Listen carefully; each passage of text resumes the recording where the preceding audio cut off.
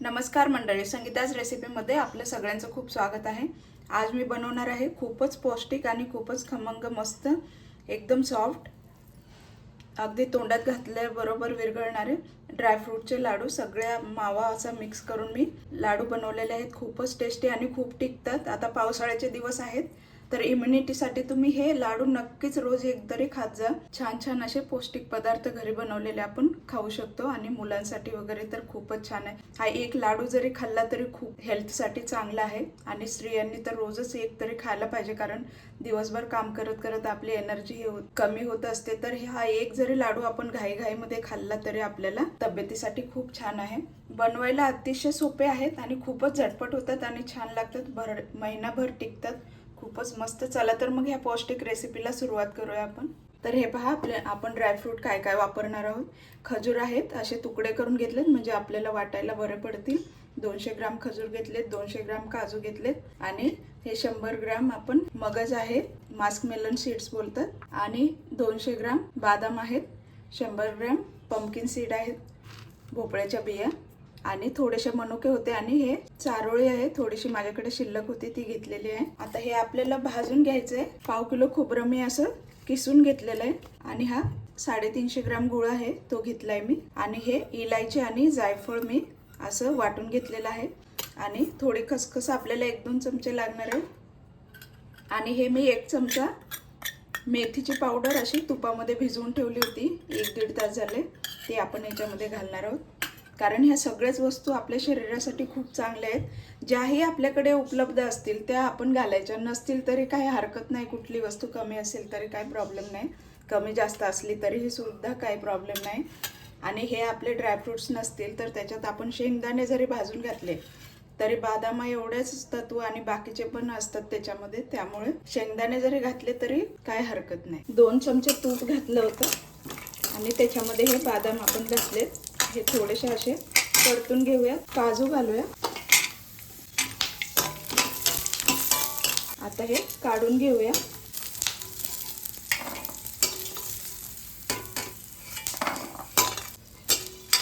आता हे आपण पंपकिन सीड्स आणि मगज घातलाय तो थोडासा हलकासा भाजून घेऊ। त्याच्यातच आपल्याला हे मनुके पण घालायचे आणि हे चारोळी पण घालायची, थोडंसं हलवून घेऊया।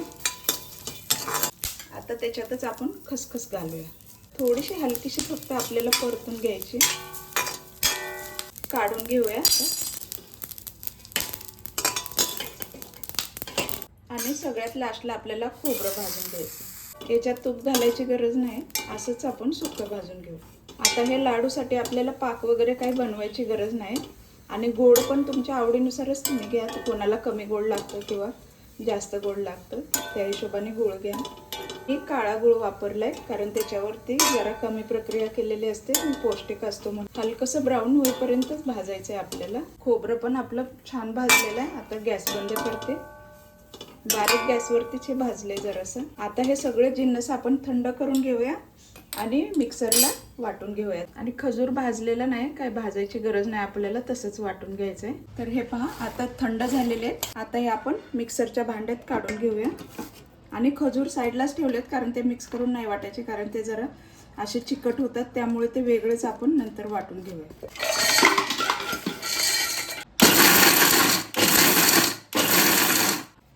जास्त बारीक करायचं नाही, हे पहा असे जाडसर वाटून घ्यायचे।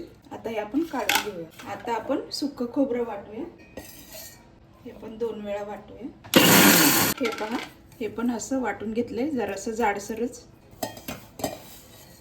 आणि आता हे खजूर आपण वाटून घेऊया। तर खजूर वाटताना आपल्याला एक काळजी घ्यायची, मिक्सर कंटिन्यू फिरवायचा नाही, थोडा थोडा फिरवायचा आहे, कारण ते चिकट असतात, असं गच्च गोळा होतो, त्याच्यामुळे थोडं थोडं फिरवून फिरवून बंद करायचं।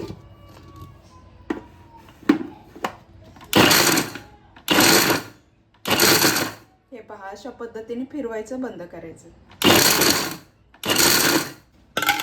असं बारीक करून घेतले। तर हे पहा आपण सगळे ड्रायफ्रुट्स वाटून घेतलेत। आता हे आपल्याला व्यवस्थित मिक्स करायचे। आता याच्यामध्ये आपण जे मेथीचं पावडर भिजवली होती तेही मिक्स करायची, सगळं व्यवस्थित पुसून घ्यायचे। थोडंसं याच्यात खोबऱ्याचं टाकून असं पुसून घेते।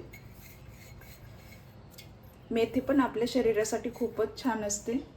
तुम्ही एक जरी लाडू यातला रोज खाल्ला तरी तुम्हाला छान अशी इम्युनिटी मिळेल आणि पोषण तत्व सगळेच मिळतील. हे पहा, वेलची पूड आणि जायफळ पूड पण घालूया. आणि हा जो मी गूळ चिरून घेतलेला आहे हा तोही घालूया. आता हे सगळे जिन्नस आपण हाताने व्यवस्थित असे मिक्स करून घ्यायचे. हाताने केल्यामुळे सगळे व्यवस्थित ह्याला मिक्स करता येतं आपल्याला. तर असं चोळून घ्यायचं व्यवस्थित. हे पण खजूरच्या गाठी असतात त्याही व्यवस्थित मिक्स करून घ्यायच्या. पहा, खूपच छान सुगंध येऊ लागला आणि मेथीमुळे पण खूप ह्याला मस्त फ्लेवर येतो. तुम्ही नक्कीच मेथी यूज करत जा लाडूमध्ये. आणि आपल्या महिलांसाठी तर खूपच छान असतात मेथी, कमरेसाठी वगैरे. मस्त मिक्स झाले. खूपच सुंदर सुगंध खूपच छान येऊ लागलाय. तुम्ही असे लाडू नक्कीच बनवा मंडळी. तर हे पहा, सगळं आपलं मस्त मिक्स करून झालंय. आता इथे आपल्याला परत ह्याला मिक्सरला थोडं थोडं फिरवायचं आहे, म्हणजे हे सगळं एकजीव करण्यासाठी. जे कुठे कुठे असं थोडं थोडं घेऊन व्यवस्थित आपल्याला मिक्स करून घ्यायचं आहे. पहा किती असं छान मिक्स झालंय आपलं. पूर्ण गूळ वगैरे सगळं एकजीव झालेला आहे. आता हे आपण एका प्लेटमध्ये काढून घेऊया.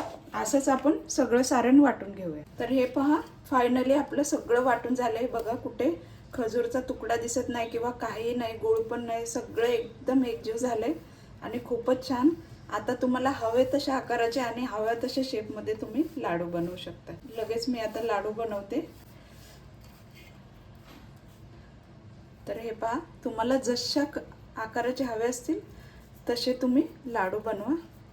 खूपच इझी आणि जरासुद्धा त्रास नाही. फक्त ड्रायफ्रूट्स भाजायचे, मिक्सरवरती बारीक करायचे थंड करून आणि मिक्स करून परत गूळ मिक्स करून मस्त वळून ठेवायचे. एक जरी लाडू तुम्ही खाल्ला तर खूपच पौष्टिक आहे. असे लाडू तुम्ही नक्कीच बनवा. आता हे असेच आपण सगळे लाडू बनवून घेऊया. आणि याला तूप लावून प्लेटमध्ये ठेवायची वगैरे पण काही गरज नाही. जरासुद्धा असे चिपचिप होत नाहीत किंवा असे चिकटत नाहीत. खूपच छान आणि महिनाभर टिकतात हे लाडू. खूपच चांगले राहतात. असे सगळे लाडू आपण करून घेऊया. आणि आता पावसाचे दिवस आहेत त्यामुळे तुम्ही असे लाडू बनवून नक्कीच खा.